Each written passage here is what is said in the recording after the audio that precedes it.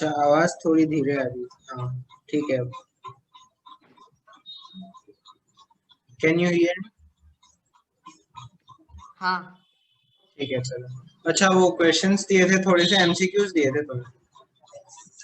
हाँ कर ली मैंने। अच्छा, एक बार डिस्कस कर लेते हैं, ठीक है। हाँ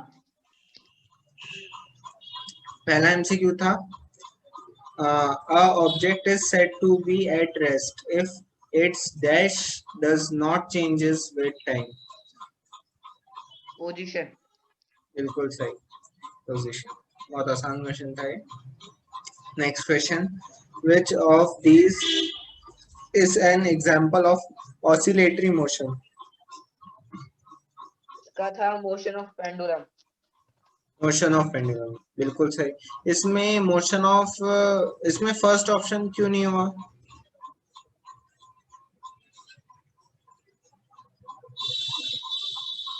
मतलब रीजन पता है तुम्हें इसका, ऑसिलेटरी मोशन का? हाँ क्योंकि वो फैन वाला मोशन तो सर्कुलर मोशन में आ जाएगा। हाँ बिल्कुल।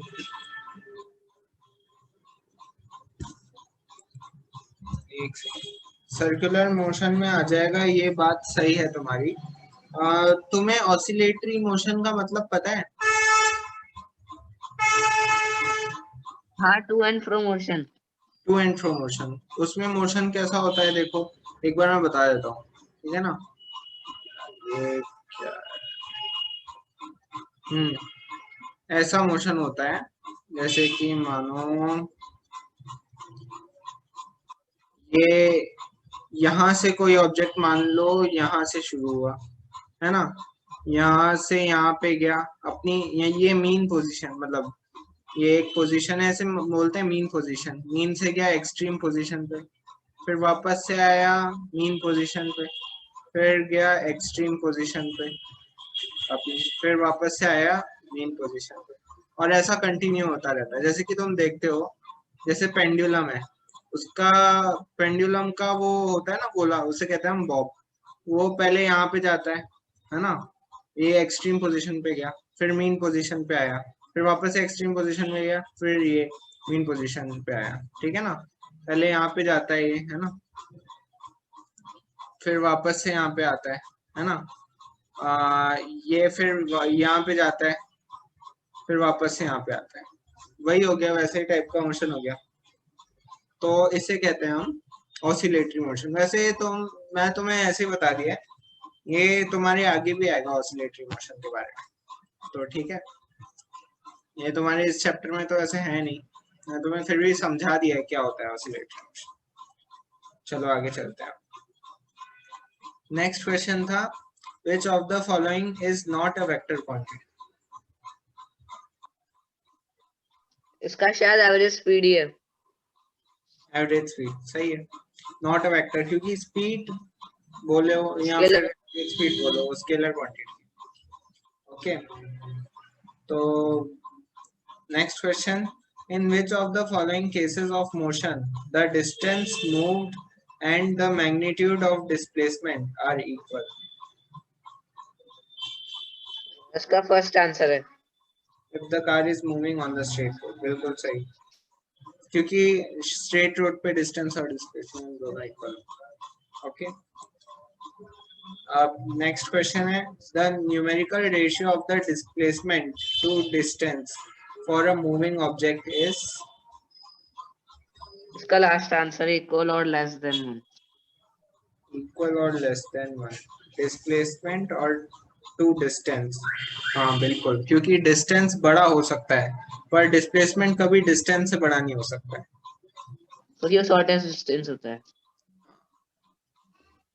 मतलब डिस्टेंस और डिस्प्लेसमेंट इक्वल हो सकते हैं, है ना, मैक्सिमम इक्वल हो सकते हैं, पर डिस्प्लेसमेंट कभी डिस्टेंस से बड़ा नहीं हो सकता, छोटा ही हो सकता। हाँ सही है तुम्हारा रीजन, फोर्थ ऑप्शन। ओके,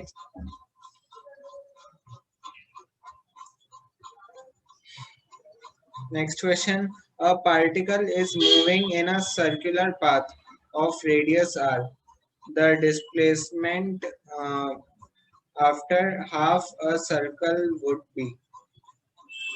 इसका आंसर क्या है तुम्हारा? इसका आंसर मेरा था 2 आवर शायद। 2 आवर।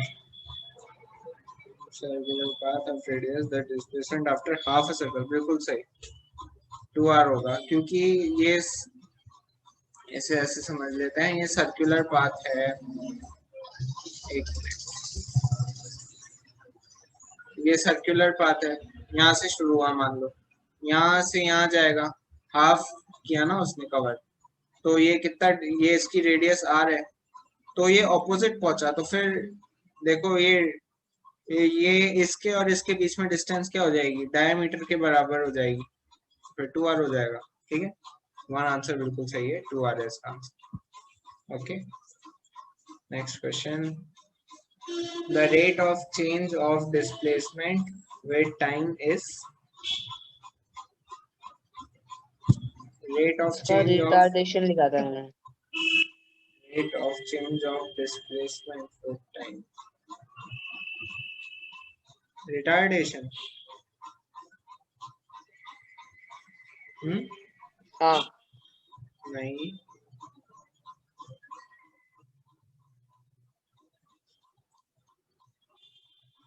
गलत है आंसर, थोड़ा और सोचो क्या आएगा। रिटार्डेशन तो बिल्कुल, शायद वेलोसिटी। हाँ बिल्कुल, वैसे रिटार्डेशन क्यों लगाया? क्योंकि मतलब वेलोसिटी वो स्पीड से है। क्योंकि वेलोसिटी स्पीड से, तो रिटार्डेशन अभी तक मतलब पढ़ा नहीं था ना, तो अच्छा मुझे लगा शायद रिटार्डेशन, उसका आंसर। रिटार्डेशन में बताऊं, एक्सेलरेशन का ही, मतलब एक्सेलरेशन और रिटार्डेशन दोनों एक जैसी चीज है, तो फिर नहीं आएगा रिटार्डेशन। देखो, अब तुम मेरे को बताओ, rate of change of distance with time क्या होता है? स्पीड। स्पीड। तो ऐसे ही rate of change of displacement with time क्या होगा? वेलोसिटी होगा। तुम फॉर्मूला देखा हाँ, करो ना, देखो स्पीड, एक सेकेंड, स्पीड इक्वल्स टू क्या होता है, डिस्टेंस अपॉन टाइम।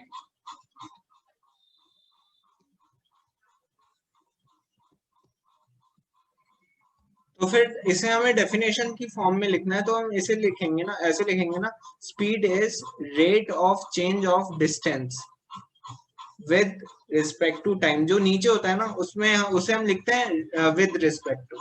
अच्छा, ऐसे ही वेलोसिटी में टोटल डिस्प्लेसमेंट अपॉन टोटल हाँ, टाइम। वैसे ही तुम वेलोसिटी में क्या हो जाएगा, इसकी velocity is rate of change of displacement हो जाएगा, उस डिस्टेंस की जगह displacement with respect to time. अब हाँ हाँ, एक्सेलरेशन की समझ में आ गया। डेफिनेशन मेरे को बताओ तुम, what is acceleration? Acceleration, rate of change of velocity with time. हाँ बिल्कुल सही, rate of change of velocity with respect to time, बिल्कुल सही बोला। कोई नहीं, एक गलत हुआ है अभी तक, बहुत अच्छा। तो इसे तुम कंपेयर करके याद रखा करो, मतलब डेफिनेशन तुम्हें फॉर्मूले से बनानी आनी चाहिए, रटने की जरूरत नहीं है कुछ भी। ऊपर जो है, मतलब जब भी हम विद रिस्पेक्ट लिखते हैं ना, तो उसका मतलब डिवीजन का साइन आ गया, विद रिस्पेक्ट टू टाइम मतलब नीचे है टाइम, ठीक है ना, rate of change of distance with respect to time. Okay, आगे चलते हैं हम। A body goes from A to B with velocity of 20 meters per second, ठीक है, and comes back from B to A with a velocity of 30 meters per second. The average velocity of the body during the whole journey is, इसका answer 25 metre पर second. क्या है? एक 25 second, metre पर second. 25 meters per second, एक second answer check करेंगे इसका। Question number 8 है, इसका आंसर क्वेश्चन, एक सेकंड, नहीं, इसमें देखो, ध्यान से पढ़ो इसे, इसमें गलती कर सकता है बच्चा। अगर उसने क्वेश्चन में थोड़ा सिली मिस्टेक कर दी तो गलती कर सकता है। देखो उसने क्या पूछा है, एवरेज वेलोसिटी पूछा है। तो रुको एक मिनट, अगर हम इसकी एवरेज स्पीड निकालें, एवरेज, पहले मैं तुम्हें देखो इस क्वेश्चन में तुमसे क्या पूछा है, एवरेज वेलोसिटी पूछा है। तो हम एवरेज वेलोसिटी बाद में निकालेंगे, पहले हम एवरेज स्पीड निकालते हैं, ठीक है। ओके, हमसे पूछा नहीं है पर मैं तुम्हें एक चीज बता रहा हूँ, एवरेज स्पीड निकालते हैं।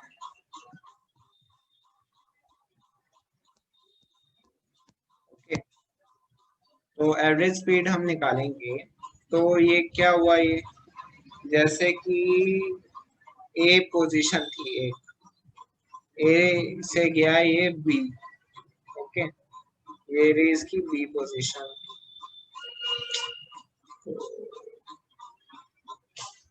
ये इसकी बी पोजीशन, जब ए से बी गया तो फिर वो कितनी वेलोसिटी से गया, 20 मीटर पर सेकेंड से, ओके। पर जब बी से ए आया तो कितनी वेलोसिटी से आया, 30 मीटर पर सेकेंड से, ओके। तो फिर अब हमें इसकी एवरेज स्पीड निकालनी है। तो एवरेज स्पीड निकालनी है तो हम क्या करेंगे, एक तो इसका बहुत छोटा सा फॉर्मूला है जो मैंने तुम्हें बताया था, उससे तुम करोगे तो डायरेक्टली आ जाएगा, पर मैं तुम्हें मेथड से बता रहा हूँ, ओके। मेथड वापस से बता रहा हूँ। इसका मेथड ये है, speed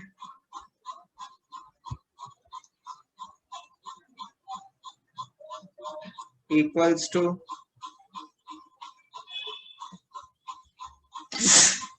excuse me, sorry,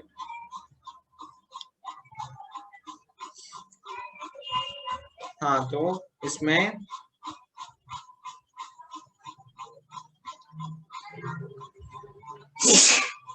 sorry, तो इसके अंदर देखो हमें एवरेज स्पीड निकालनी है, तो फिर एवरेज स्पीड का फॉर्मूला क्या होता है, total distance upon total time. Okay, total distance upon total time. मैं तुम्हें मेथड से बता रहा हूँ, फॉर्मूला तो बहुत आसान है, उससे एक मिनट में।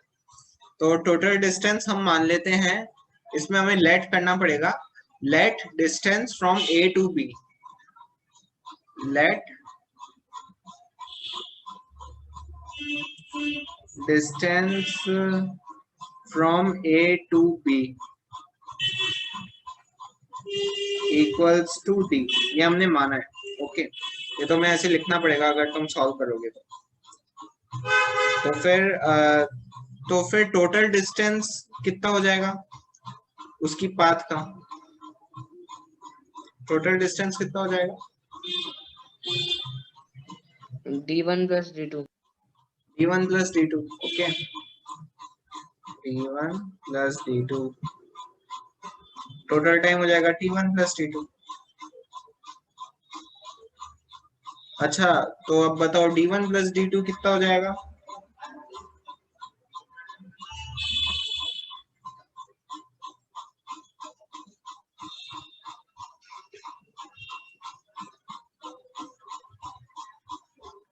d1 प्लस d2 कितना हो जाएगा,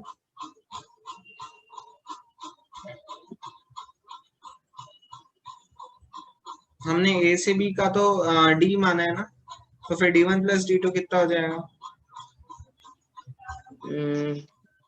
पता नहीं। नहीं अरे यार, देखो हम टोटल डिस्टेंस किसे मान रहे हैं कि ये a से b गया फिर b से a वापस आया, तो इसे टोटल डिस्टेंस मान रहे हैं।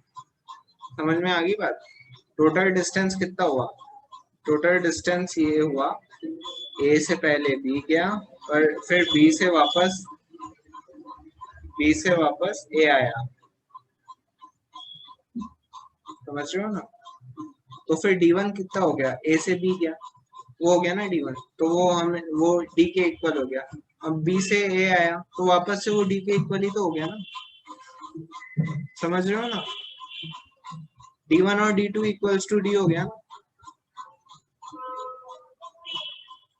समझ में आई हाँ बात?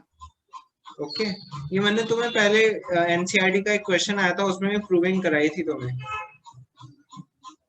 ये सवाल ऐसा का ऐसा था, एक सवाल मैं कराया था ये सवाल। Okay, 2D bye T1 plus T2 अब। Okay, T1 plus T2,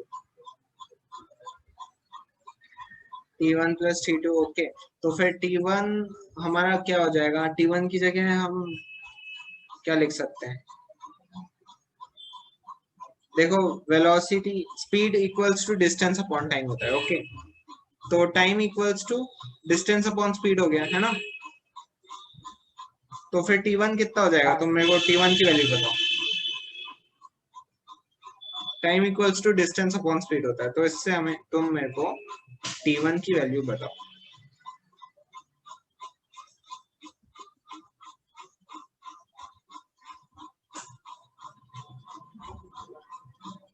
T1 upon distance upon speed.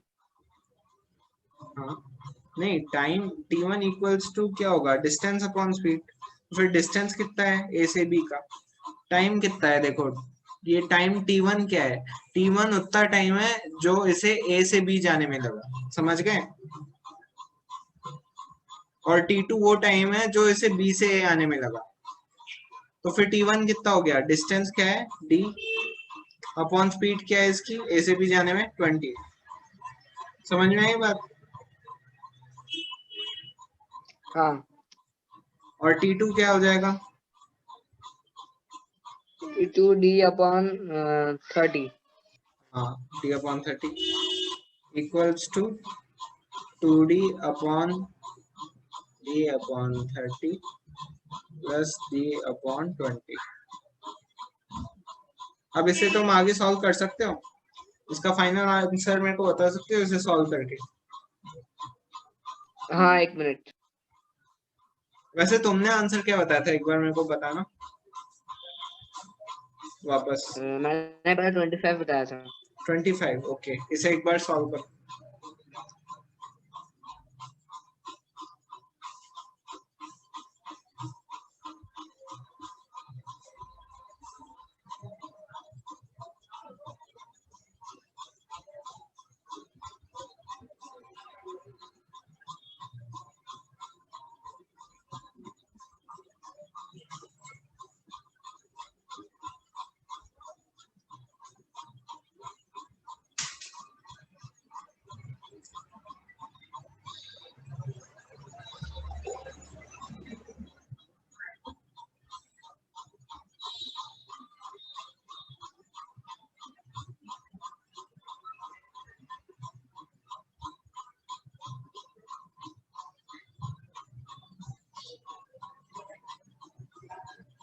D upon 1 upon 20 plus 1 upon 30।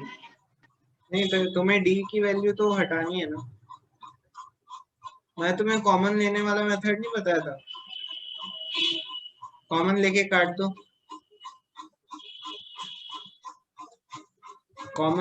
D को कॉमन लेके काट हाँ, दो। वो तो कर लिया। फिर D1 अपॉन 120 प्लस 130 बचा है। नहीं, पर D तो बचेगा ही नहीं ना।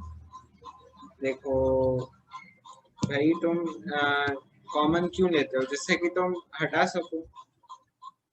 ये क्या होगा? देखो, 2D अपॉन D को कॉमन ले लिया हमने, ब्रैकेट में 1 अपॉन 30 प्लस 1 अपॉन 20। ऐसे नहीं हो जाएगा? हाँ, हाँ, फिर D कैंसिल हो जाएगा ना। देखो, मैंने तुम्हें मेथड बता रखा है, तुम्हें पढ़ा करो, मतलब रिवाइज किया करो इन मेथड्स, क्योंकि ऐसे मेथड ही आएंगे, तुम्हें यही सभी करना पड़ेगा एग्जाम में, क्वेश्चन जो आएगा तो। ठीक है ना? तो फिर इसे रिवाइज किया करो। तो फिर अब क्या बचा हमारे पास? 2 अपॉन 1 अपॉन 30 प्लस 1 अपॉन 20। तो इसे सॉल्व करो, तो इसे सॉल्व करके बताओ क्या आएगा।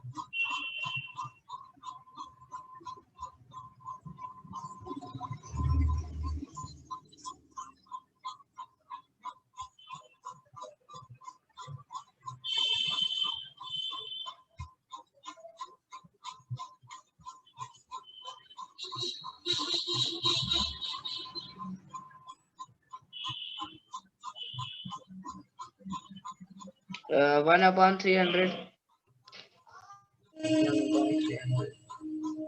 अरे नहीं, वापस से सॉल्व करो यार, बताता हूँ। पहले तो तुमने सही सॉल्व कर लिया था। देखो इक्वल्स टू 2 अपॉन, इसमें एलसीएम लोगे तो क्या आएगा? देखो एलसीएम कैसे लोगे तुम इसका? 20 और 30 का एलसीएम क्या आएगा, तुम मेरे को बताओ पहले। 20 और 30 का तुम एलसीएम लेके बताओ। एलसीएम लेना आना चाहिए फिजिक्स में, मैथ्स में।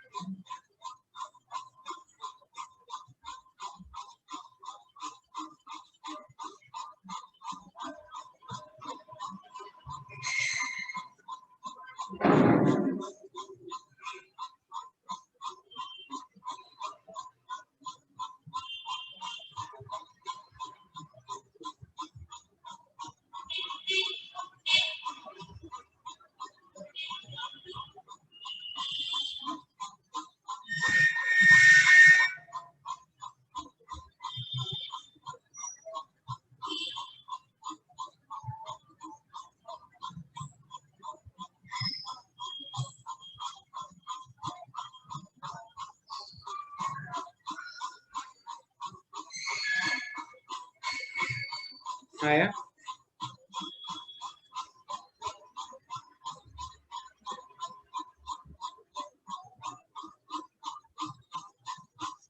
सर 24 आंसर आ रहा है। 24 आ रहे ना इस पूरे को सॉल्व करके? हाँ बिल्कुल सही। तुमने पहले क्या गड़बड़ी कर दी थी, 1/300 निकाल दिया था तुमने आंसर। बिल्कुल सही किया इस बार, ठीक है। फाइनल आंसर इसका आएगा 24। तो तुमने 25 निकाला है ना? तुमने 25 निकाला था ना? हाँ। तो देखो मैं बताऊं, वैसे 24 भी गलत आंसर है इसका, क्योंकि तुमने इसमें एवरेज स्पीड निकाली है, समझे? ये पूछ रहा है हमसे एवरेज वेलोसिटी, हाँ मैं तुमसे जानबूझ के पहले एवरेज स्पीड निकलवाई थी। अब तुम मेरे को बताओ तुमने क्या गलती की, तुमने कैसे सॉल्व किया? क्योंकि जब तक वो नहीं बताओगे तब तक मैं बता नहीं पाऊंगा कि मैंने एवरेज वेलोसिटी का वो u+v/2 का फॉर्मूला लगाया था। अरे यार मैं तुम्हें उसकी कंडीशन बताई थी ना, उसे कंडीशन के बिना कभी भी सॉल्व नहीं करना है, जब तक उसकी कंडीशन लागू नहीं हो जाती। देखो मैंने उसकी कंडीशन क्या बताई थी तुम्हें, तुमने अगर रिवाइज किया हो तो तुम्हें याद होगा, बताओ तुम।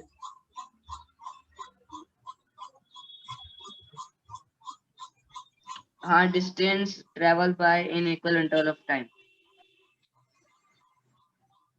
नहीं यार, ये कंडीशन थोड़ी ना बताई। मतलब मैं पूछ रहा हूँ तुमने, एक सेकंड एक सेकंड, तुम कौन से फॉर्मूले की बात कर रहे हो जो एनसीईआरटी में दे रखा है?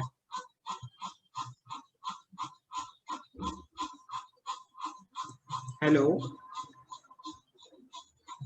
कौन से फॉर्मूले की बात कर रहे हो तुम? हाँ, u+v/2 u+v/2 जो एनसीईआरटी में दे रखा है ना, वो उस फॉर्मूले की बात कर रहे हो ना तुम?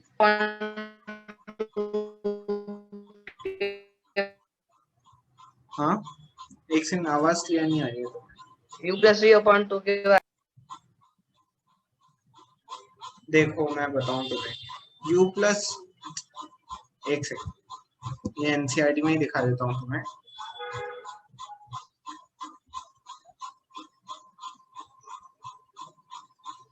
क्या तुम इस फॉर्मूले की बात कर रहे हो?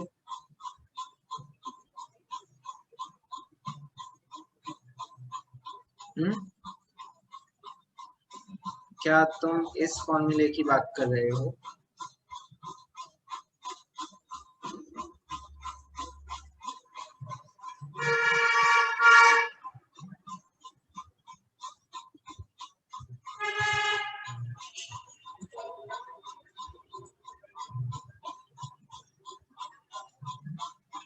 हाँ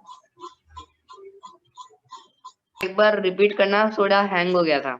हाँ, मतलब जो तुमने फॉर्मूला, तुम इस फॉर्मूले को यूज करके तुमने वो सवाल किया है क्या, मैं ये बात पूछ रहा हूँ।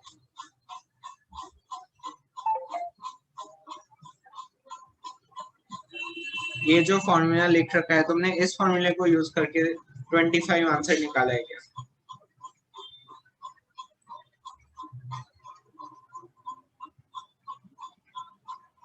हेलो।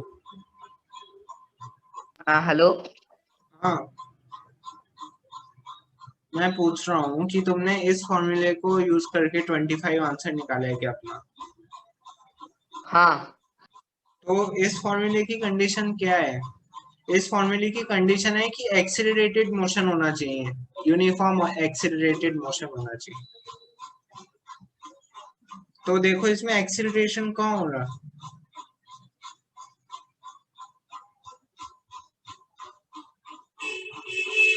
तो इसलिए तुम्हारा गलत हो गया है ये सवाल,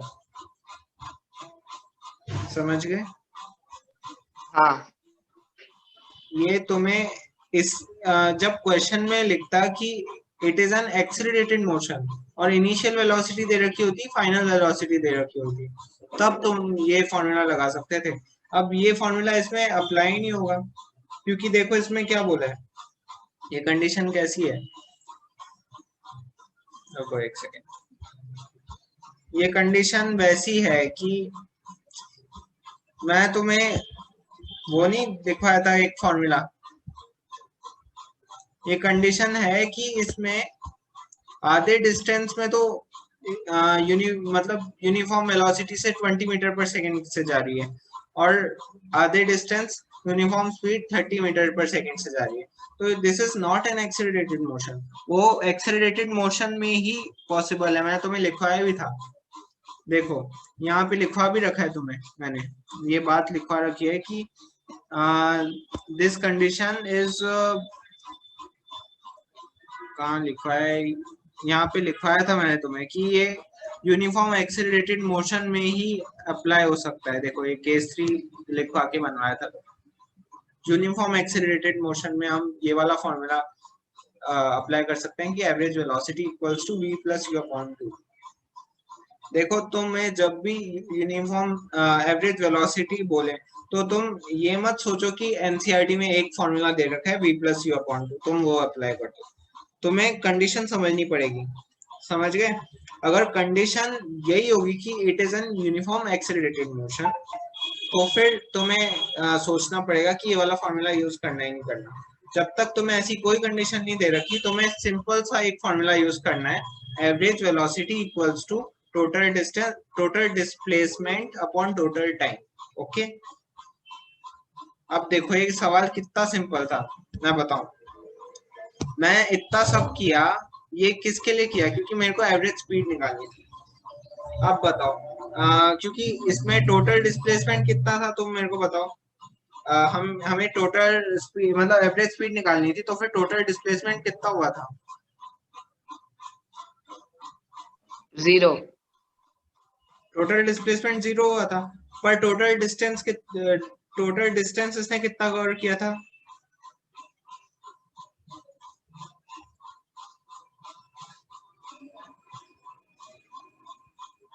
टोटल डिस्टेंस कितना कवर किया था? d1 plus d2। अरे d1 प्लस d2 मतलब 2d किया था ना हमने, इसने कवर, हमने ए से बी की डिस्टेंस को d माना है, तो फिर इसने 2d किया था, पर डिस्प्लेसमेंट इसका 0 था, समझ गए ये बात? तो फिर हाँ एवरेज वेलोसिटी का क्या फॉर्मूला होता है?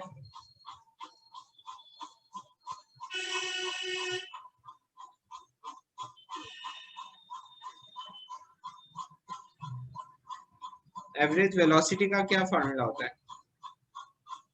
Total displacement upon total time. हाँ बिल्कुल, total displacement upon total time. तो फिर टोटल डिस्प्लेसमेंट कितना हुआ? 0। 0, तो फिर 0 अपॉन टाइम, तो फिर कितना हो गया एवरेज वेलोसिटी?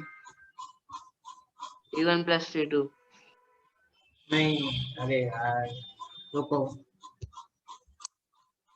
सही तो बता रहे थे पूरा, मैं कैसे गड़बड़ होगी। Average velocity equals to total displacement upon total time. Okay, पर हमें ये बात पता है कि वो ए से शुरू हुआ, फिर बी पे गया, पर फिर वापस से ए पे आ गया, तो फिर इसका टोटल डिस्प्लेसमेंट कितना हो गया? टोटल डिस्प्लेसमेंट इसका हो गया 0। ठीक है, तो फिर 0 अपॉन टोटल टाइम, है ना। टोटल टाइम हम मान लेते हैं t1 plus t2। Okay, total time t1 plus t2, तो फिर क्या होगा एवरेज वेलोसिटी?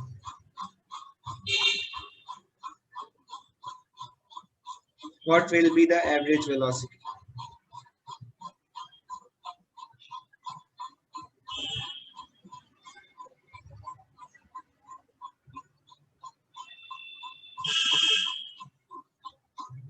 जब t1, देखो 0 के नीचे कोई भी चीज हो डिवीजन में तो वो 0 ही होता है, इक्वल्स टू 0 ही आएगा। t1 प्लस t2 कुछ भी हो, कोई भी नंबर हो। ये बात तुम्हें पता है या नहीं पता है?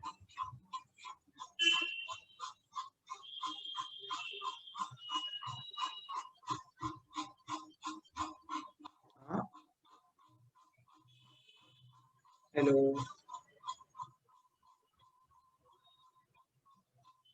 हेलो। हाँ हेलो। हाँ, ये बात तुम्हें पता है या नहीं पता है कि 0 के नीचे कुछ भी हो वो पूरा 0 ही होता है? हाँ मतलब वो तो पता था, लेकिन मतलब थोड़ा वो T1 प्लस T2 था, तो थोड़ा कंफ्यूजन था। नहीं, देखो ऐसे कुछ कंफ्यूज होने की जरूरत नहीं है, कुछ भी हो 0 के नीचे 0 ही होता है। ठीक है ना। हाँ तो ठीक है। फिर देखो, इसलिए इसमें कुछ करना ही नहीं था इस सवाल में। ये इसमें तुम इसलिए कंफ्यूज हो गए होगे, तुमने एक तो वो गलत फॉर्मूला लगा दिया b plus you upon 2 average velocity का। तुम्हें जब भी ये कोई भी क्वेश्चन आए तो सबसे पहले जो तुम्हें फॉर्मूला लगाने का सोचना है ना, तो फिर यही लगाना है, total displacement upon total time. उसके बाद किसी दूसरे का U प्लस सोचना वी वाला फिर वो कंडीशन में लगाना है। है। u प्लस वी अपॉन 2 वाले की सिर्फ एक ही कंडीशन होती है, यूनिफॉर्म एक्सिलरेटेड मोशन। ओके, और वो क्वेश्चन बहुत कम आते हैं, बहुत कम, बता रहा हूँ। हो सकता है आए ही नहीं तुम्हारे। ज्यादातर क्वेश्चन जो आते हैं वो इसी टाइप के ही आते हैं जो मैंने तुम्हें अभी दिया है। समझ गए? हाँ ठीक है। तो फिर मैं तो तुम्हें क्या है ना, एवरेज स्पीड भी निकाल के दिखा दी। ओके, तो फिर एवरेज स्पीड तुम्हारी 24 आएगी, वो तुम्हारी ऐसे समझाने के लिए निकाल के बता दी। ठीक है, एवरेज स्पीड भी निकाल के दिखा दिया 24। ओके, और एवरेज वेलोसिटी भी निकाल के बता दिया। चलो अब नेक्स्ट क्वेश्चन पे चलते हैं। लास्ट क्वेश्चन है अपना।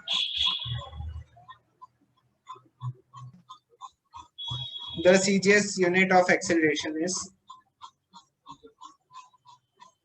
Centimetre second square.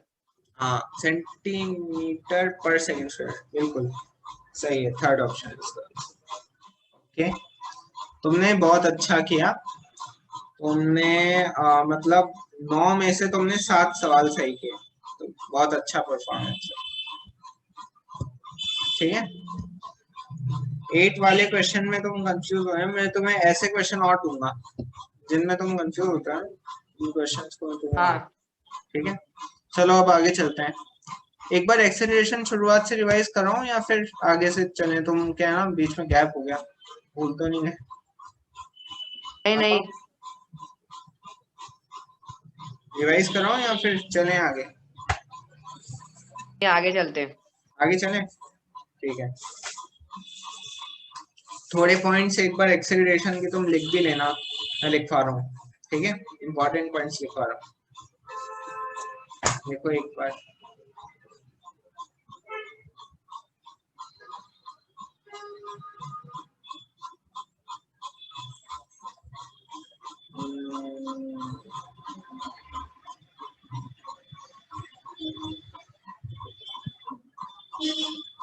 हाँ तो एक ये लिखो फॉर्मूला, मतलब बस एक ही पॉइंट लिखना है वैसे तो। Acceleration is vector quantity and it can be positive, negative और जीरो। ओके, पॉजिटिव भी हो सकता है, नेगेटिव भी हो सकता है और जीरो भी हो सकता है। चलो अभी तो एक ही लिखते हैं, फिर बाद में लिख लेंगे।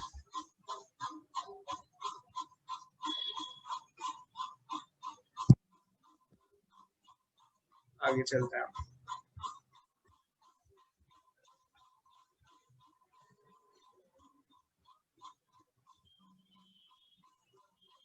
यहाँ पे थे हम, है ना। तो तुम्हें मैंने एक्सीलरेशन का क्या फॉर्मूला बताया था, change in velocity upon time taken. ठीक है, change in velocity upon time taken is the acceleration. तो फिर एक्सेलरेशन ये है। बट जब तुम सवाल सॉल्व कर रहे हो, तुम्हें वैसे फॉर्मूला यही लिखना है एग्जाम में, पर जब तुम सवाल सॉल्व कर रहे हो तो तुम्हें ये फॉर्मूला याद रखना है। ये देखो, ये लिखा है ना, acceleration equals to delta V upon delta T. Delta का मतलब क्या होता है, चेंज, वही change in velocity upon change in time. जब तुम सवाल कर रहे हो तब तुम्हें दिमाग में ध्यान रखना है, समझ गए। बस ध्यान रखना है, दिमाग में लिखना कहीं नहीं है तुम्हें। जो फॉर्मूला तुम्हें लिखना है वो यही लिखना है, acceleration equals to change in velocity upon change in time. ये हमने इस सवाल से समझा था, इस फॉर्मूले का महत्व। ओके, आ गया ना एक बात समझ में।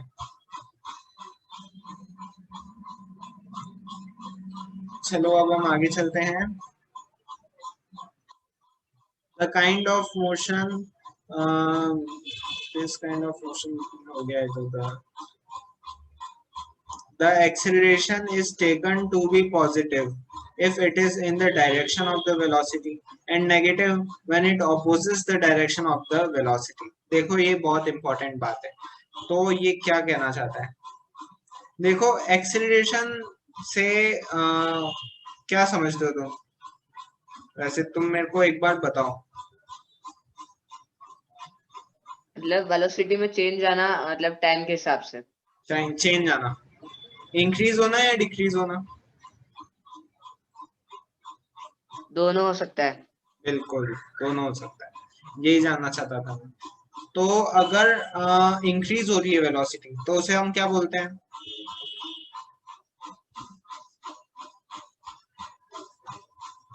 अगर देखो अगर एक्सेलरेशन के कारण इंक्रीज हो रही है वेलोसिटी तो उसे बोलते हैं हम एक्सेलरेटेड मोशन। ओके, और अगर डिक्रीज हो रही है वेलोसिटी तो फिर उसे कहते हैं हम रिटार्डिंग मोशन। ओके, अभी आया था ना वो एक ऑप्शन में रिटार्डेशन, हाँ ऑप्शन था ना एक ऑप्शन था ना रिटार्डेशन एक क्वेश्चन में। अभी हमने एक एमसीक्यू डिस्कस किया था, हाँ उसके अंदर रिटार्डेशन तुमने एक का आंसर बताया था। हाँ। तो फिर ये वही रिटार्डेशन है। रिटार्डेशन का मतलब अगर एक्सेलरेशन के कारण स्पीड डिक्रीज हो रही है तो फिर उसे कहते हैं हम रिटार्डेशन। पर अगर मतलब स्पीड इंक्रीज हो रही है तो फिर उसे कहते हैं एक्सेलरेटेड मोशन। तो मैं यहाँ पे लिख देता हूँ।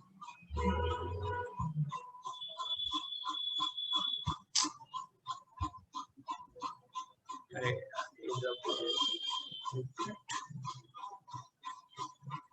मिटा दूं क्या, मिटा ही देता हूँ।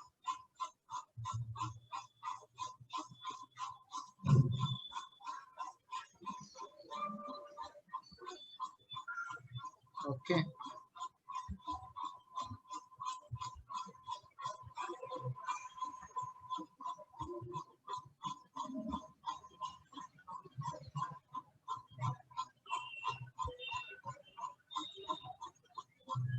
तो ये देखो, ये मैं क्या लिख रहा हूँ, देखो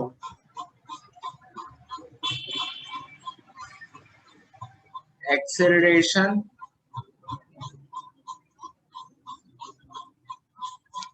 अगर एक्सेलरेशन के कारण स्पीड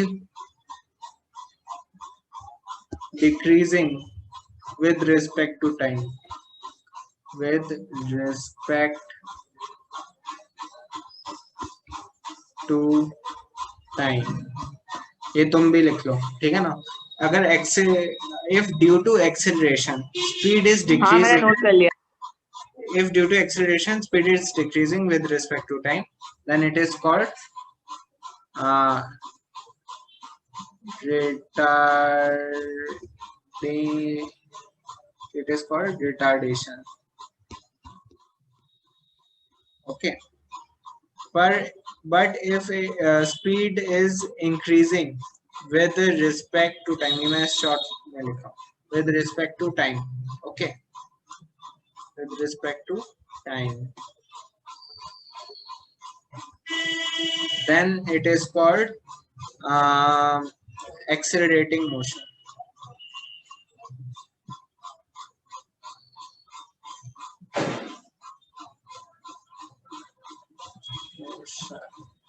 Okay,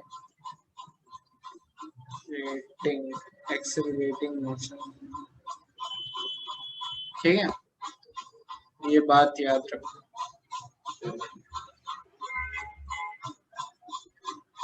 तो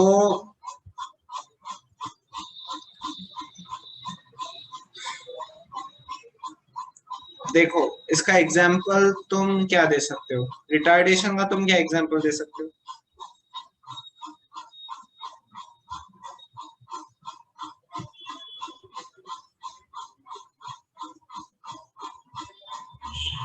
देखो एग्जाम्पल जैसे कि देखो, पहले तो हम कार शुरू करते हैं तो फिर हम एक्सेलरेटर को दबाते हैं जिससे कि स्पीड इंक्रीज हो, तो फिर स्पीड इंक्रीज हो गई, पर तो फिर इसे कहते हैं हम एक्सेलरेटिंग मोशन, क्योंकि स्पीड इंक्रीज हो रही है।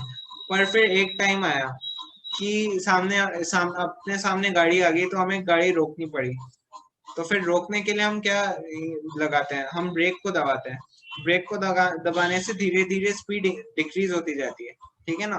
तो फिर वो क्या हो गया, स्पीड को डिक्रीज कर रहा है, मतलब एक्सेलरेट, ये भी तो एक तरह से एक्सेलरेशन ही है, यानी रिटार्डेशन। हाँ, ये भी एक तरह से एक्सेलरेशन ही है क्योंकि स्पीड में चेंज हो रहा है। पर इसे हम कह देते हैं रिटार्डेशन, क्योंकि स्पीड डिक्रीज हो रही है, तो फिर इसे नया टर्म दे दिया हमने, रिटार्डेशन। समझ गए? स्पीड इंक्रीज होने को हाँ कहते हैं एक्सेलरेशन, डिक्रीज होने को कहते हैं रिटार्डेशन।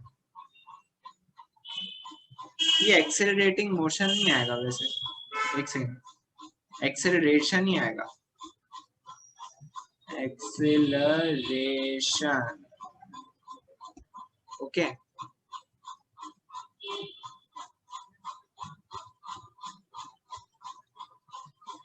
समझ गया, समझ गए?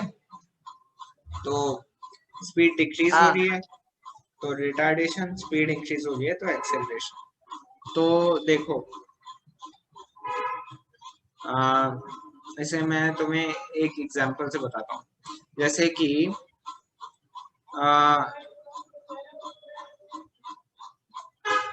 मान लो ये 0 second,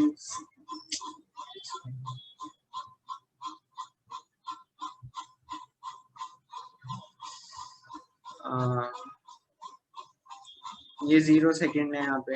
okay, 1 second, 2 second, 3 second, first second मतलब 0 सेकेंड पे इसका स्पीड थी 0, नहीं 0 पे इसकी स्पीड थी 10 मीटर पर सेकेंड मान लो। ओके, मतलब शुरुआत में इसकी स्पीड 10 मीटर पर सेकेंड, फिर इसने ब्रेक अप्लाई किया तो फिर यहाँ पे हो गई इसकी 8 मीटर पर सेकेंड फर्स्ट सेकेंड में।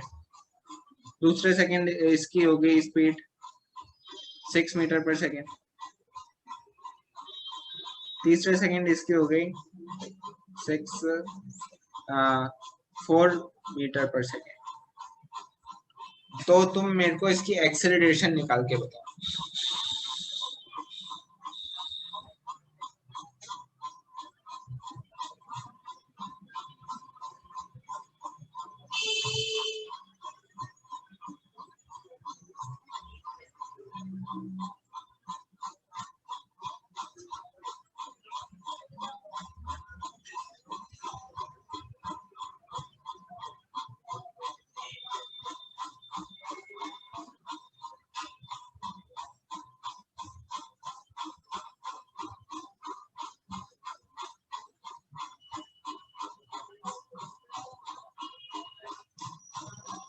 एक्सेलरेशन निकाल के निकालो।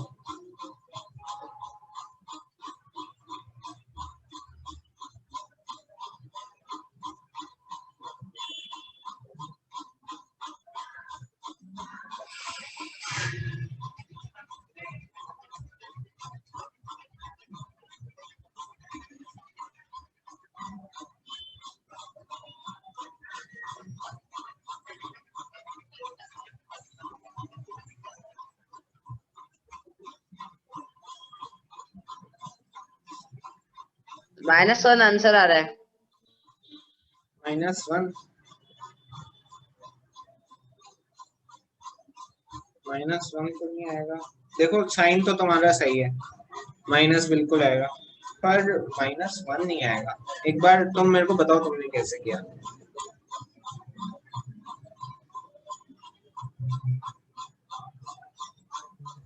क्योंकि मतलब एक्सेलरेशन का फॉर्मूला होता है change in velocity upon time taken, तो change in velocity v minus u, तो 4 - 10। 4 - 10 किया ना, क्या आया? -6। -6। और तो टाइम कितना लिखा तुमने? 6 सेकंड। टाइम 6 कहाँ लगा है? ये 1 है, ये 2 है, ये 3 है।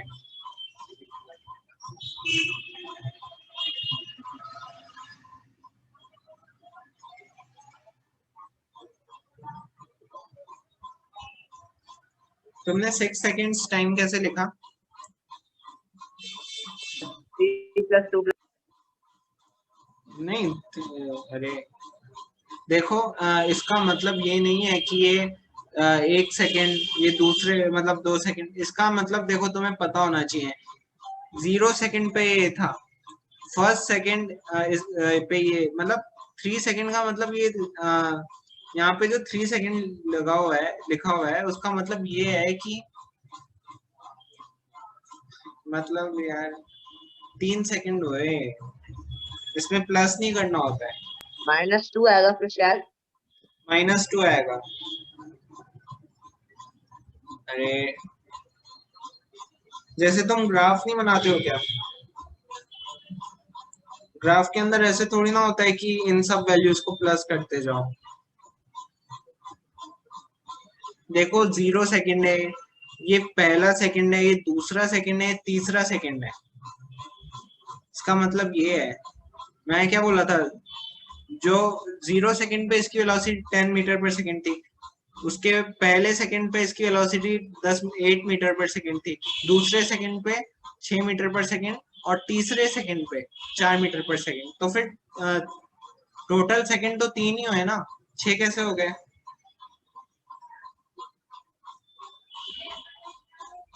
हाँ, तो -2 का आंसर आएगा। हाँ, -2 आएगा। देखो ऐसे क्या होगा तुमने,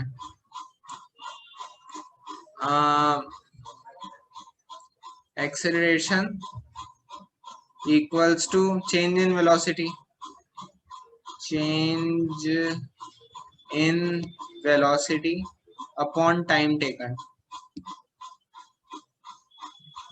तो फिर चेंज इन वेलोसिटी कितना हुआ? 4 - 10 अपॉन, क्योंकि फाइनल वेलोसिटी माइनस इनिशियल करना होता है, तो फिर इसमें फाइनल वेलोसिटी 4 है, इनिशियल हाँ, वेलोसिटी फाइनल 10 है। वेलोसिटी 4 है, इनिशियल वेलोसिटी हाँ, 10। तो फिर 4 - 10। और टाइम टेकन में कितना हो जाएगा? टाइम टेकन में तुम्हें क्या बोला था? डेल्टा टी, ठीक है ना। टाइम टेकन तुम्हें समझना है, डेल्टा टी मतलब चेंज इन टाइम। तो फिर फाइनल टाइम कितना है हमारे पास? 3। इनिशियल टाइम कितना है हमारे पास? 0। ठीक है, समझ गए। तो फिर -6/3, तो फिर ये क्या हो गया? -2 मीटर पर सेकेंड स्क्वायर। तो फिर ये तुम नोट तो कर रहे हो ना? कर लिया नोट? हाँ, कर लिया। ठीक है, तो इसलिए इसकी एक्सेलरेशन ये आई, इसकी वैल्यू एक सेकंड बताता हूँ। ये एक्सेलरेशन की वैल्यू है तुम्हारी। अब मैं पूछूं रिटार्डेशन कितना हुआ, तो क्या होगा इसका आंसर?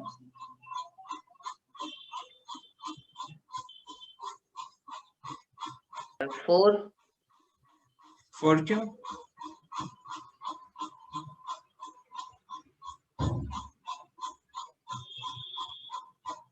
क्योंकि वो सबसे कम रिटार्डेशन आया है।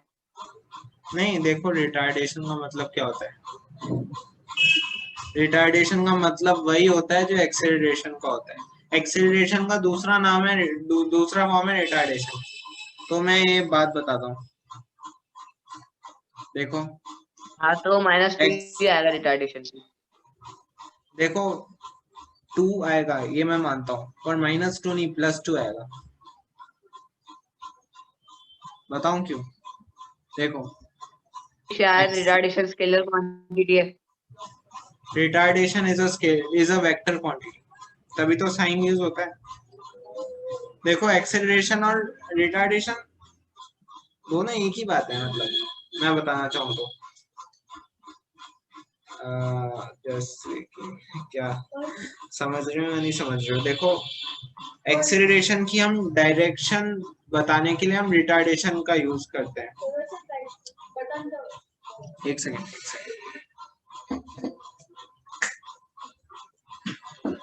रुको शायद तुम कंफ्यूज हो रहे हो, तो एक चीज लिख लो, एक्सेलरेशन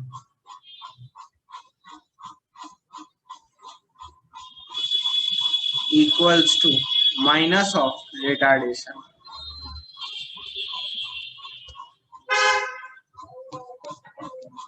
समझ रहे हो ये बात? या फिर एक चीज और लिख सकते हो, रिटार्डेशन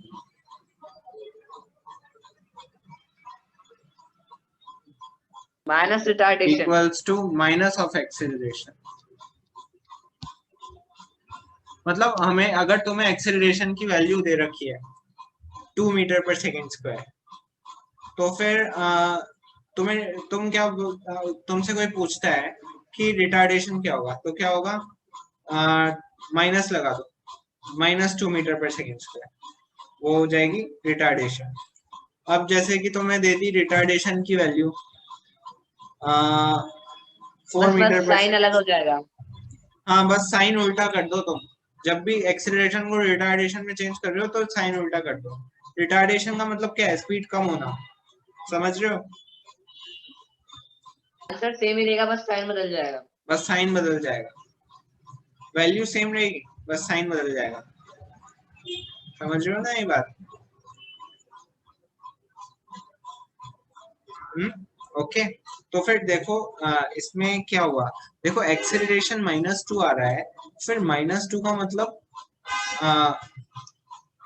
एक्सेलरेशन नहीं है वो, मतलब एक सेकंड, एक्सेलरेशन का साइन अगर माइनस आ रहा है इसका मतलब वो रिटार्डेशन। समझ रहे हो? क्योंकि एक्सेलरेट नहीं, मतलब एक्सेलरेट होने की जगह वो और धीरे हो रहा है।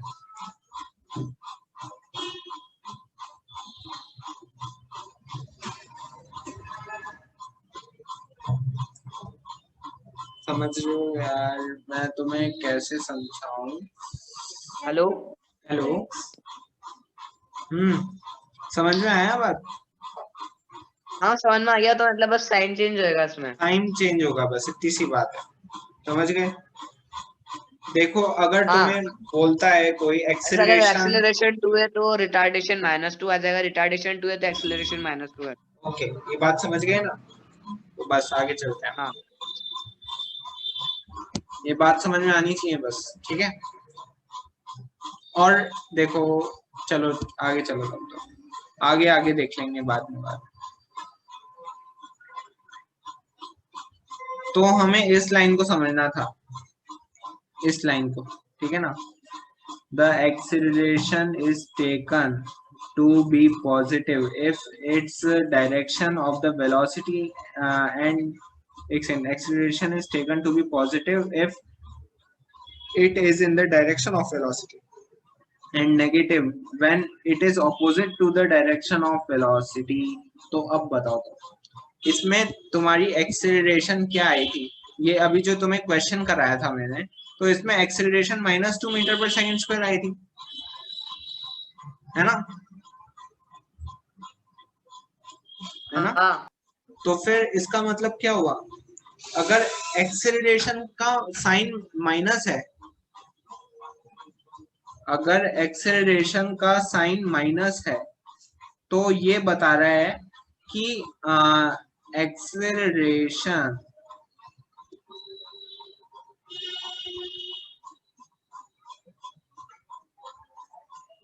is in opposite direction Opposite direction of retardation of velocity.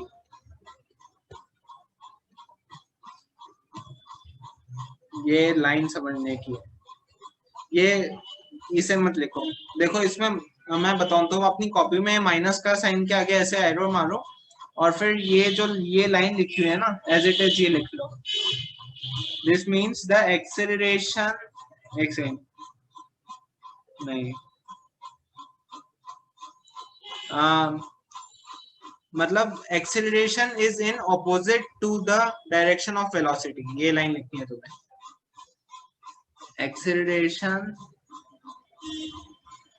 acceleration is in opposite direction to the velocity.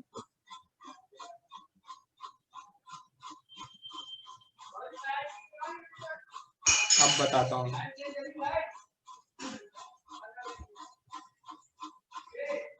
समझ गए ये बात? समझे तो नहीं होगे, मैं जानता हूँ, बताता हूँ। रिटार्डेशन होना चाहिए ना? रिटार्डेशन नहीं हो, रिटार्डेशन तो होता ही है, पर इससे वेलोसिटी का भी पता चलता है। देखो 10 मीटर पर सेकेंड इसकी डायरेक्शन मान लो, वेलोसिटी इस डायरेक्शन में है, ये वेलोसिटी की डायरेक्शन है, और अगर एक्सेलरेशन इस डायरेक्शन में है तो एक्सेलरेशन का साइन नेगेटिव आएगा। मतलब अगर वेलोसिटी इस डायरेक्शन में है और एक्सेलरेशन भी इसी डायरेक्शन में है तो एक्सेलरेशन का साइन पॉजिटिव आएगा। अगर अपोजिट डायरेक्शन में है तो नेगेटिव आएगा। हाँ देखो, अगर वेलोसिटी के ऑपोजिट डायरेक्शन में एक्सेलरेशन काम कर रही है तो इसका मतलब क्या है कि वेलोसिटी डिक्रीज होते जा रही है, समझ रहे हो? हाँ यानी मतलब नेगेटिव होती जा रही है। हाँ वेलोसिटी डिक्रीज होती जा रही है, डिक्रीज होती जा रही है। जैसे तुमने ये देख रहे हो, इसमें क्या है, एक्सेलरेशन ऑपोजिट डायरेक्शन में काम कर रही है। तुमने इसका आंसर निकाला ना, इसका एक्सेलरेशन है -2 इसका, तो फिर हाँ। देख रहे हो इसमें एक्सेलरेशन इसमें ऑपोजिट डायरेक्शन में काम कर रही है, जबकि वेलोसिटी की डायरेक्शन देखो ये आगे बढ़ता जा रहा है, आगे की डायरेक्शन है, समझ रहे हो? एक्सेलरेशन की वैल्यू माइनस में है ना, तो माइनस साइन क्या रिप्रेजेंट कर रहा है कि वेलोसिटी मतलब एक्सेलरेशन की डायरेक्शन ऑपोजिट है, समझ रहे हो? एक्सेलरेशन की डायरेक्शन ऑपोजिट है विद रिस्पेक्ट टू वेलोसिटी, तो ऑपोजिट है तो फिर देखो डिक्रीज भी होती जा रही है इसकी वेलोसिटी। पहले 10 थी, फिर 8 हो गई, फिर 6 हो गई, फिर 4 हो गई, देख रहे हो तुम, टाइम के साथ डिक्रीज होती जा रही है।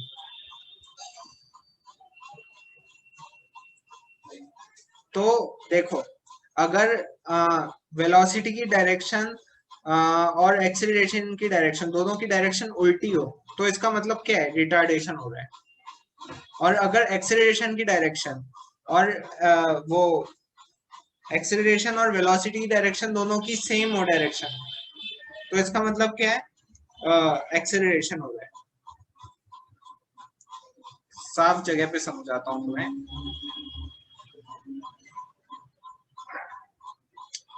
एक और पूरा पेज लिखा हुआ है तो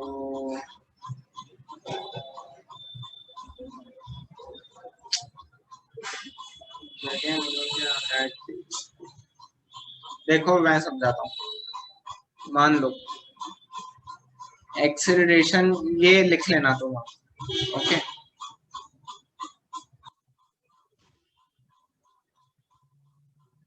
देखो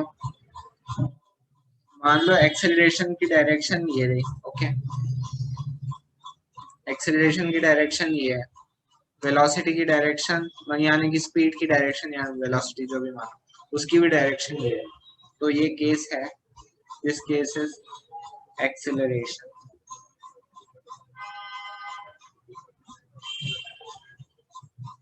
यानी कि स्पीड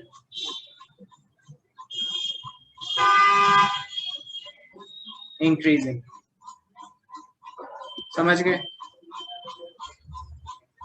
ओके, बहुत इंपॉर्टेंट बात समझा रहा हूं।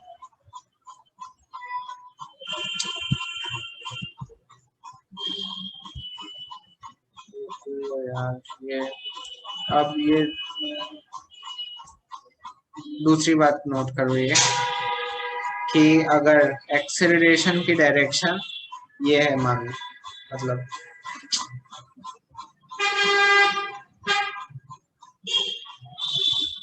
वेलोसिटी की डायरेक्शन ये है और एक्सेलरेशन की डायरेक्शन इसकी ऑपोजिट है, then this is the case of retardation.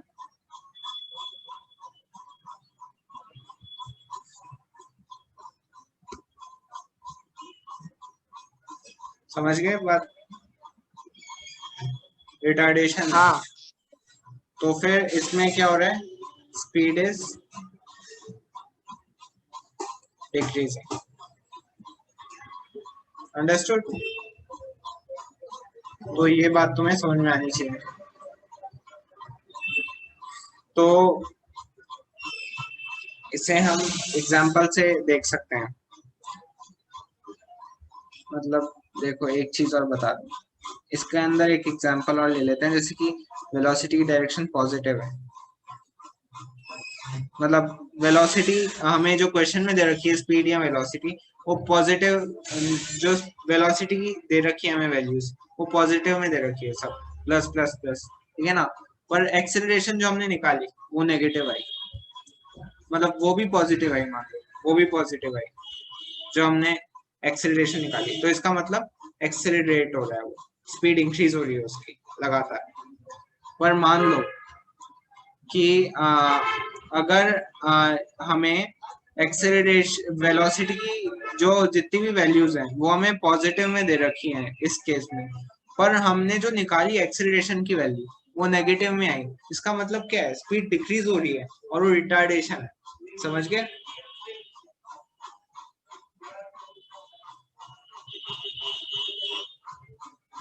ये बात नोट कर लेना तुम बहुत अच्छे से, क्योंकि ये बहुत काम का है।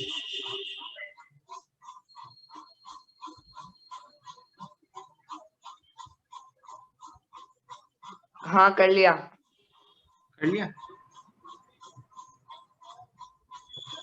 तो आज हम फिनिश करें। थोड़ा सा और एक मिनट, ये थोड़ा समझाना जरूरी है आज। क्या हाँ हो हाँ गया? कोई बात नहीं। ठीक है। तो देखो इसमें ये बात समझ गए ना, एक्सेलरेशन। अब मैं तुम्हें एक,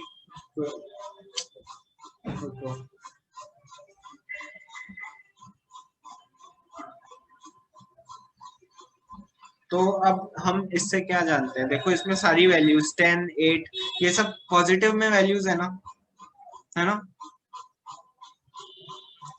जो वेलोसिटी की वैल्यूज ये पॉजिटिव में है ना, 10 इसके आगे नेगेटिव का साइन थोड़ी ना लगा हुआ है वेलोसिटी की वैल्यूज के आगे। हम्म। हाँ तो फिर ये सब पॉजिटिव में है, पर हमारा एक्सेलरेशन क्या आया? उसका आंसर आया -2। तो देखो इन दोनों के साइन ऑपोजिट है, इसका मतलब साइन हमें डायरेक्शन बताते हैं। जैसे कि किसी का पॉजिटिव साइन है तो मतलब वो इस डायरेक्शन में, मान लो जो पॉजिटिव का साइन है वो हमें डिनोट करता है वो या तो राइट डायरेक्शन में जा रहा है, मान लो राइट डायरेक्शन में जाता है, और माइनस साइन डिनोट करता है कि वो लेफ्ट डायरेक्शन में जा रहा है। तो अब एक्सेलरेशन माइनस में है, इसका मतलब एक्सेलरेशन लेफ्ट की ओर है, और वेलोसिटी पॉजिटिव में हमें दे रखी है क्वेश्चन में, इसका मतलब वो राइट की ओर है। तो देखो अपोजिट डायरेक्शन में हो गया ना वेलोसिटी और हाँ, एक्सेलरेशन, तो वेलोसिटी राइट ऑपोजिट में और डायरेक्शन में हो गया। एक्सीलरेशन लेफ्ट में। हाँ, तो ऑपोजिट डायरेक्शन में हो गया, इसका मतलब क्या हुआ कि स्पीड इज डिक्रीजिंग, है ना। Speed is decreasing and it is the case of retardation, retardation हो रहा है इसका। समझ गए बात? अब हाँ जैसे कि मैं तुम्हें अगर मान लो वेलोसिटी की वैल्यूज पॉजिटिव है और अगर मान लो आंसर आता +2, मान लो मैं कह रहा हूँ, मान लो अगर +2 आता है, इसका मतलब क्या हुआ कि वेलोसिटी पॉजिटिव में, मतलब वेलोसिटी राइट डायरेक्शन में और एक्सेलरेशन भी राइट डायरेक्शन में। तो फिर राइट और राइट, इसका मतलब दोनों राइट डायरेक्शन में, मतलब speed is increasing, it is the case of acceleration, retardation नहीं हो रहा है। तो इसका मतलब बस हो गया, समझ में आ गई बात। तो एक बार ये थोड़ा पढ़ लेते हैं आप, उसके बाद कर लेंगे ऊपर। ये लाइनें बहुत इंपॉर्टेंट है कि acceleration is taken to be positive if the direction of velocity, नहीं एक सेकंड वापस से पढ़ता हूँ। Acceleration is taken to be positive if it is in the direction of the velocity and negative when it is in opposite direction of the velocity. समझ में आई बात अब?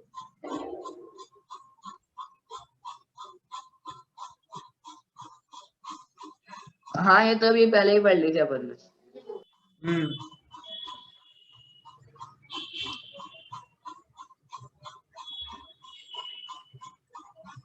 समझ में आ गई। तो ऐसा ही यूनिट इसने यहाँ पे बता ही दिया। ये बस ये थोड़ा थ्योरी का पार्ट खत्म कर लेते हैं ना, तो क्वेश्चंस में तो मैं दे सकता हूँ, उसके बाद कर लें इतना सा पैराग्राफ, ठीक है? हाँ If an object travels in a straight line and its velocity increases or decreases by equal amounts in equal intervals of time, then the acceleration of the object is said to be uniform and motion. तो इसका मतलब क्या हुआ? इसका मतलब ये हुआ कि अगर इक्वल इंटरवल्स में इक्वल चेंज आ रहा है वेलोसिटी में, तो फिर उसे कहते हैं हम यूनिफॉर्म एक्सेलरेशन। जैसे कि तुम ये देख सकते हो, ये अभी हमने जस्ट एक क्वेश्चन किया है अभी, ये वाला, इसमें देखो हर 1 सेकंड में 2 मीटर पर सेकंड वेलोसिटी कम हो रही है ना? 1 सेकंड बाद 2 मीटर पर सेकंड कम हो गई, उसके दूसरे सेकंड बाद वापस से 2 मीटर पर सेकंड कम हो गई, 6 हो गई, उसके 2 सेकंड बाद, मतलब सॉरी 1 सेकंड बाद 2 मीटर पर सेकंड कम हो गई। समझ में आ गई बात? 1 सेकंड बाद 2 मीटर पर सेकंड कम होती जा रही है। तो this is a form of uniform acceleration. हाँ ठीक है। पर इसी तरह से अगर मान लो ऐसा होता कि ये 0 सेकंड है, ये 1st सेकंड है, ये 2nd सेकंड है, यहाँ पे 3rd सेकंड है। ओके, तो 0 सेकंड पे मान लो वेलोसिटी होती 10 मीटर पर सेकंड, 1st सेकंड में हो जाती, 1 सेकंड बाद इसकी वेलोसिटी हो जाती 12 मीटर पर सेकंड, फिर 1 सेकंड बाद वापस से दूसरे सेकंड में इसकी वेलोसिटी हो जाती 14 मीटर पर सेकंड, और तीसरे में हो जाती तो 16 मीटर पर सेकंड। तो ये यूनिफॉर्मली, मतलब 1 सेकंड में 2 मीटर पर सेकंड वेलोसिटी मतलब थोड़ा बढ़ रही है। एक बार 10 चली, फिर एक बार 12 चली, फिर एक बार 14। हाँ, मतलब स्पीड यूनिफॉर्मली बढ़ रही है, हर बार 2 मीटर पर सेकंड बढ़ रही है, 2 मीटर पर सेकंड, 2 मीटर पर सेकंड, 2 मीटर पर सेकंड। दोनों के बीच में गैप कितना है, मतलब कितने मीटर पर मतलब सेकंड जैसे से? 12 मीटर का है किसी में, मतलब थोड़ा ज्यादा है ऐसे, मतलब नहीं, मैं कह रहा हूँ कि हर मतलब इक्वल इंटरवल्स में इक्वल चेंज आ रहा है वेलोसिटी में, 2 का ही चेंज आ रहा है, हर बार 2 का ही चेंज आ रहा टाइम है। तो सेम है, लेकिन मतलब स्पीड सेम नहीं है, यूनिफॉर्म नहीं। स्पीड यूनिफॉर्म, मैं स्पीड की बात नहीं कर रहा हूँ, ये एक्सेलरेशन की बात हो रही है, इसमें मैं यूनिफॉर्म एक्सेलरेशन की बात कर रहा हूँ। यूनिफॉर्म एक्सेलरेशन में क्या होता है कि यूनिफॉर्म एक्सेलरेशन में क्या होता है कि इक्वल टाइम इंटरवल में इक्वल चेंज आता है वेलोसिटी में। पर नॉन यूनिफॉर्म एक्सेलरेशन में क्या आता है कि इक्वल टाइम में नॉन अनइक्वल चेंज आता है वेलोसिटी में। जैसे कि इसमें इक्वल चेंज आ रहा है ना, तुम देख रहे हो 10 था उसके बाद 12 हो गया, 2 का चेंज आया, फिर 12 था फिर 14 हो गया, 2 का ही चेंज आया ना वापस से, फिर 14 था फिर 16 हो गया, 2 का ही चेंज आया। पर मान लो मैं मान लेता हूँ एक केस जिसमें यहाँ पे 10 मीटर पर सेकेंड थी वेलोसिटी 0 सेकेंड पे, फिर फर्स्ट सेकेंड पे इसकी वेलोसिटी हो गई कितनी हो गई 13 मतलब 12 मीटर पर सेकेंड हो गई। अभी तो 2 का ही चेंज आया। फिर दूसरे सेकेंड में इसकी वेलोसिटी हो गई 13 मीटर पर सेकेंड हो गई, 13 मीटर पर सेकेंड। ओके, और फिर चौथे सेकेंड पे, रुको एक सेकेंड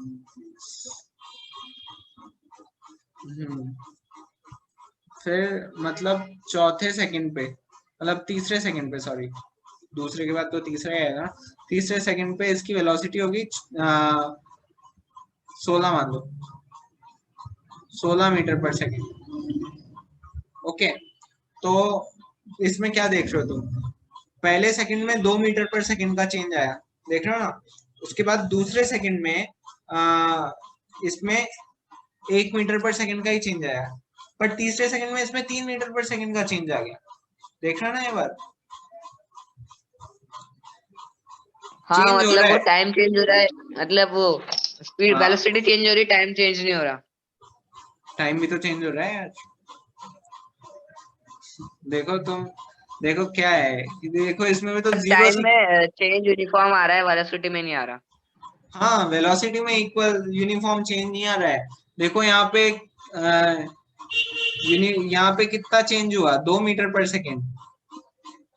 देखो एक्सेलरेशन का मतलब चेंज तो आएगा ही आएगा, पर यूनिफॉर्म आएगा या नहीं आएगा, उससे हम कैटेगराइज कर सकते हैं एक्सेलरेशन को दो फॉर्म में, यूनिफॉर्म एक्सेलरेशन और नॉन यूनिफॉर्म एक्सेलरेशन। जो नॉन हाँ यूनिफॉर्म एक्सेलरेशन होता है उसमें अनइक्वल चेंज आता है वेलोसिटी में, पर यूनिफॉर्म एक्सेलरेशन होता है उसमें इक्वल चेंज आता है वेलोसिटी में। देखो जैसे कि इसमें पहले सेकंड में 2 मीटर पर सेकंड का चेंज आया, दूसरे सेकंड में सिर्फ 1 मीटर पर सेकंड का चेंज आया, तीसरे सेकंड में 3 मीटर पर सेकंड का चेंज आ गया। देख रहे हो ये, समझ में आई ये बात। देखो पहले सेकंड में 10 माइनस 12 कितना, 12 माइनस 10 कितना हो गया, 2 मीटर पर सेकंड का चेंज आया। दूसरे में कितना आया 13 माइनस 12, 1 मीटर पर सेकंड का ही चेंज आया। फिर तीसरे सेकंड में सिर्फ मतलब 3 मीटर पर सेकंड का चेंज आया, 16 माइनस 13। देख रहे हो, पर इस केस में देखो तुम, इस केस में क्या आया, पहले मीटर पर सेकंड, सॉरी पहले सेकंड में इसमें 12 माइनस 10 करोगे तो कितने का चेंज आया, 2 मीटर पर सेकंड का ही चेंज आया। दूसरे सेकंड में हाँ देखोगे तो फिर 14 माइनस 12 करोगे तो कितने का चेंज आया, वापस से 2 मीटर पर सेकंड का चेंज आया। फिर तीसरे में देखोगे तो फिर 16 माइनस 14 करोगे तो वापस से इसमें 2 मीटर पर सेकंड का ही चेंज आया। समझ गए ये बात।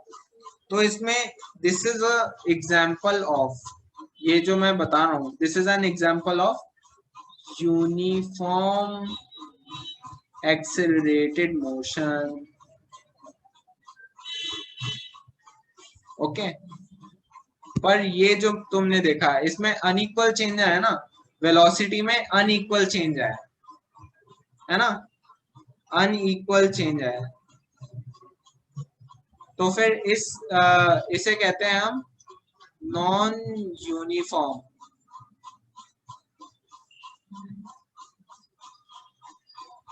Accelerated motion. वो जगह कम है तो फिर ये लिख लेना आप, इसे कहते हैं नॉन यूनिफॉर्म एक्सेलरेटेड मोशन, मतलब अनइक्वल चेंज आ रहा है इक्वल इंटरवल ऑफ टाइम में। देखो इंटरवल तो 1 सेकंड ही है, पर अनइक्वल चेंज आ रहा है, एक में पहले में 2 आया, फिर 1 आ गया, फिर 3 आ गया। पर इसमें देखो यूनिफॉर्म एक्सेलरेटेड मोशन की क्या डेफिनेशन है, द एक्सेलरेटेड मोशन, नहीं हाँ the motion in which there is equal change in velocity with and respect in to equal time interval. हाँ in equal time intervals. समझ गए? मतलब इसमें 2 मीटर पर सेकंड का ही चेंज आ रहा है. एक बार डेफिनेशन वापस से पढ़ लेते हैं. बस इतना सही पढ़ाना है यार थोड़ा. ठीक है. If an object travels in the straight line and its velocity increases or decreases, increase भी हो सकती है और decreases भी हो सकती है, by equal amount in equal interval of time. समझ में आ गई इसकी बात? समझ में आ गई? Increases or decreases by equal amount in equal time intervals, then the acceleration of the object is said to be uniform. And the motion of a freely falling object is an example of uniform accelerated motion. Freely falling object जैसे कि हमने मतलब छत से एक ball गिरा दी, उसे कहते हैं फ्री फॉलिंग. मतलब फ्री फॉल का मतलब क्या होता है? ग्रेविटी की प्रेजेंस में कोई भी चीज फॉल कर रही है, उसे कहते हैं हम फ्री फॉलिंग. ये बात लिख लेना. फ्री फॉलिंग का मतलब होता है मतलब body falling in presence of gravity, फिर उसे कहते हैं free fall. Okay.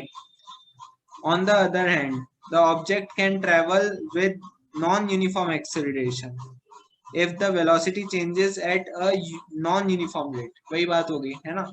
For example, if a car traveling along a straight road increases its speed by unequal amount से अपनी स्पीड चेंज कर रही है. समझ गए?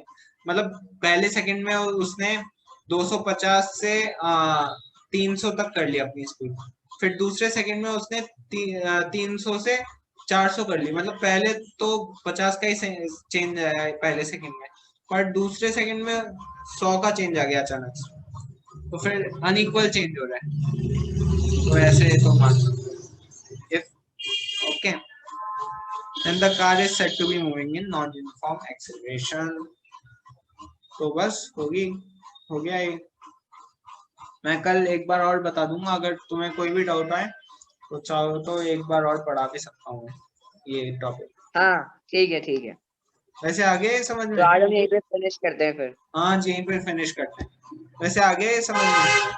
Uniform non uniform acceleration. हाँ आ गया, वो मैंने लिख भी लिया, फ्री फॉल वाला भी लिख लिया. ओके, लिख लिया ना. Very good. ओके, फिनिश करते हैं आज. आज थोड़ा बहुत लंबा हो गया है, वैसे जाना पड़ा. Okay, bye bye.